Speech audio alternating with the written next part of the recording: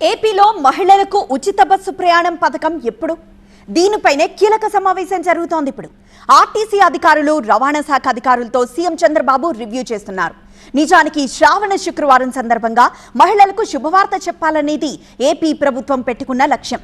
కానీ ఉచిత ప్రయాణం పథకం కొద్ది రోజులు వాయిదా పడే అవకాశం ఉందని తెలుస్తోంది.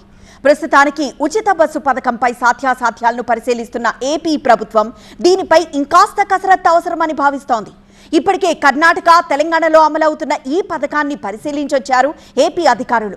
ప్రభుత్వంపై ఆర్థిక భారం పడే ఈ పథకాన్ని ఎలా, ఎప్పటి నుంచి ప్రవేశపెట్టాలి అనే దానిపై పూర్తి కసరత్తు చేయాల్సిందేనని ఏపీ ప్రభుత్వం ఆలోచన చేస్తోంది.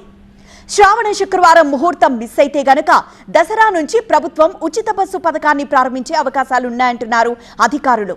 ఆల్రెడీ ఈ స్కీమ్ కోసం ప్రత్యేక బస్సుల్ని కూడా నడిపించాలని ఏపీ ప్రభుత్వం భావిస్తోంది. అందుకోసమే 1500 బస్సులను కొనుగోలు చేయగా మరిన్ని బస్సులు తీసుకునే ఛాన్స్ ఉన్నట్లు తెలుస్తోంది. సూపర్ 6లో భాగంగా మహిళలకు ఉచిత బస్సు ప్రయాణం కల్పిస్తామని హామీ ఇచ్చింది టీడీపీ. ప్రభుత్వం ఏర్పడి ఇప్పటికే 2 నెలలైంది.